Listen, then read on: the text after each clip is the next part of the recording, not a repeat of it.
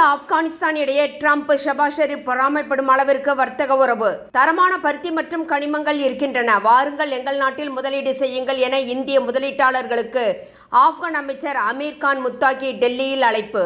India Afghan உறவு எந்தளவிற்கு வலுவானது?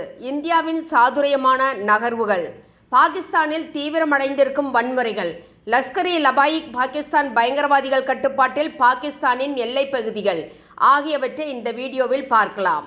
ஆப்கானிஸ்தான் வெளியுறவுத்துறை அமைச்சர் அமீர் கான் முத்தாகி இந்தியாவை தனது நாட்டின் கனிமத்துறையில் முதலீடு செய்ய அழைத்துள்ளார். வர்த்தகத்தை எளிதாக்குவதற்காக வாகா எல்லையை திறக்க புதுடெல்லியிடம் கோரிக்கை வைத்துள்ளார். இது இந்தியா மற்றும் ஆப்கானிஸ்தான் இடையிலான துரிதமான வர்த்தக வழி என்று தெரிவித்துள்ளார்.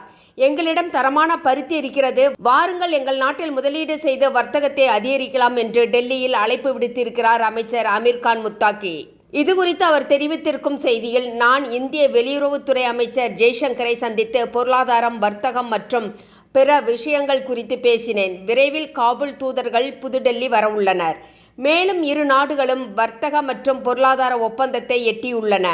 இரு நாடுகளுக்கிடையிலான வர்த்தகத்தை வலுப்படுத்த கனிமம், வேளாண்மை மற்றும் விளையாட்டு போன்ற துறைகளில் முதலீடு செய்ய இந்தியாவுக்கு ஆப்கானிஸ்தான் அதிகாரப்பூர்வமாக அழைப்பு விடுத்துள்ளது.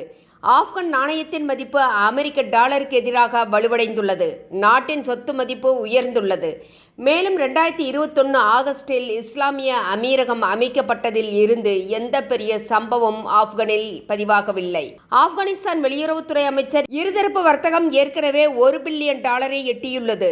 இரு தரப்பினரும் தற்போது டெல்லி காபூல், அமிர்தசரஸ் காபூல் மற்றும் அமிர்தசரஸ் காந்தகர் ஆகிய வழித்தடங்களில் சரக்கு விமான இணைப்பை ஏற்படுத்துவதில் பணியாற்றி வருகின்றனர்.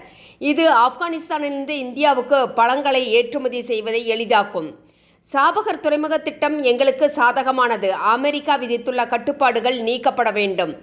ஆப்கானிஸ்தானுக்கும் மத்திய ஆசியாவுக்கும் பாகிஸ்தானை தவிர்த்து செல்வதற்கு இந்தியாவுக்கு ஈரானின் சாபகார் துறைமுகம் மிகவும் எளிதானதாக முக்கிய நுழைவாயிலாக உருவாகி வருகிறது என்றார். இந்த நிலையில் இந்தியா ஆப்கானிஸ்தான் இடையிலான வர்த்தகம் உறவு இரண்டும் நம்பிக்கையின் அடிப்படையில் அமைந்திருக்கிறது என்றே கருதப்படுகிறது. ஆப்கானிஸ்தானை இந்தியா இதுவரை அங்கீகரிக்கவில்லை. ஆனால் அனைத்து மனிதாபிமான உதவிகளையும் செய்து வருகிறது. இரு தரப்புக்கும் இதில் லாபம் உள்ளது. தலிபான் நிர்வாகம் சர்வதேச அங்கீகாரத்தை விரும்புகிறது.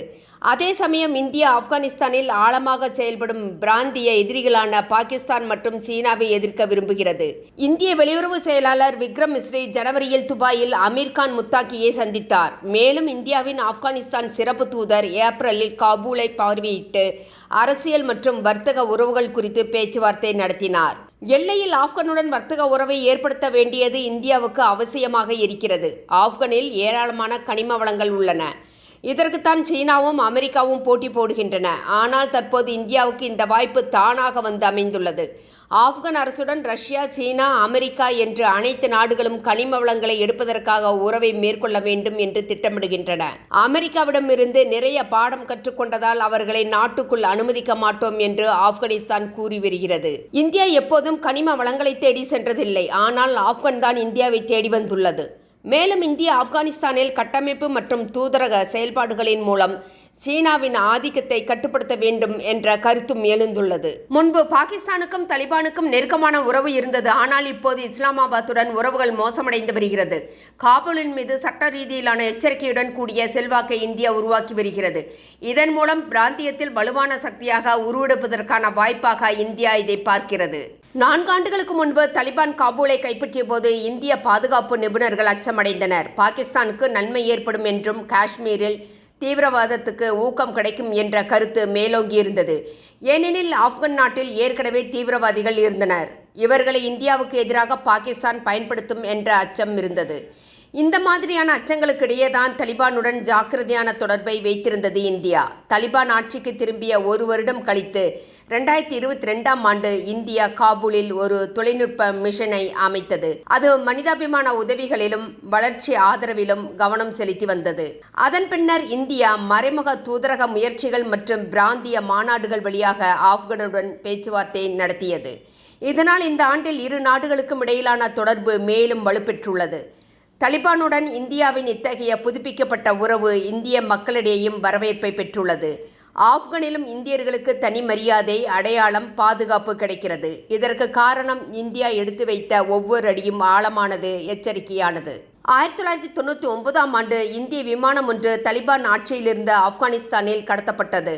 தலிபான் பிரதிநிதிகள் ஈடுபட்ட பேச்சுவார்த்தைகளுக்கு பின்னர் தீவிரவாதிகள் விடுவிக்கப்பட்டனர். அத்தகைய பிழைகள் மீண்டும் நிகழாமல் இருக்கவும், பாகிஸ்தானை எதிர்கொள்ளும் முக்கிய தேவைகளை பூர்த்தி செய்யவும் தலிபானுடன் இந்தியா இணைவது சரி என்று புவிசார் அரசியல் வல்லுநர்கள் கருத்துக்களை தெரிவிக்கின்றனர். 2024-25ஆம் நிதியாண்டில் ஆப்கானிஸ்தான் இந்தியா இருதரப்பு வர்த்தகம் $1 பில்லியன் எட்டியுள்ளது.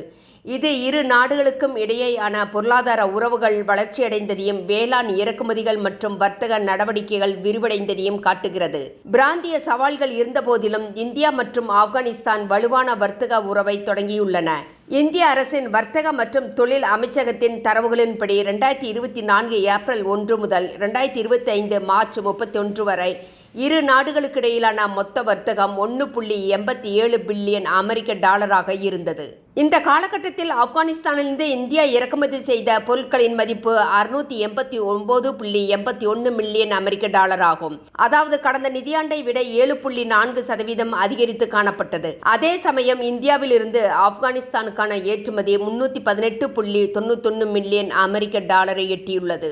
இந்தியாதான் 2024-25ஆம் நிதியாண்டில் ஆப்கானிஸ்தானின் முக்கிய இறக்குமதியாளராக உள்ளது. இது ஆப்கானிஸ்தானின் வேளாண் மற்றும் உலர் பழங்களுக்கு இந்திய சந்தையை திறப்பதற்கு இந்தியா எடுத்த முயற்சிகளை வெளிப்படுத்துகிறது. மேலும் ஆப்கானில் இருந்து வரும் பொருட்களுக்கு இந்தியா 0 சுங்கவரி சலுகைகளை தொடர்ந்து வழங்குகிறது. மற்றொரு முக்கிய செய்தியாக, ஆப்கானுடன் அனைத்து உறவுகளை முறித்துக் கொண்டுள்ளது பாகிஸ்தான். இதுகுறித்து பாகிஸ்தான் பாதுகாப்புத்துறை அமைச்சர் கவாஜா ஆசிப் தெரிவித்துள்ள செய்தியில், இஸ்லாமாபாத்துக்கும் காபூலுக்கும் தற்பொழுது எந்த உறவுகளும் இல்லை. நேரடி சண்டைகள் நடக்கவில்லை என்றாலும் சூழல் அச்சம் நிறைந்ததாக இருந்தது. ஆப்கானிஸ்தான் பேச்சுவார்த்தை நடத்த விரும்பினால் பாகிஸ்தானை மிரட்டாமல் இருக்க வேண்டும். ஆப்கானிஸ்தானில் ISIS, அல்-கொய்தா மற்றும் தலிபான் நிறைந்த ஒரு சர்வதேச பயங்கரவாத குழுமம் உள்ளது. இதெல்லாம் காபூல் பாதுகாப்பில் செயல்பட்டு வருகிறது என்று தெரிவித்துள்ளார்.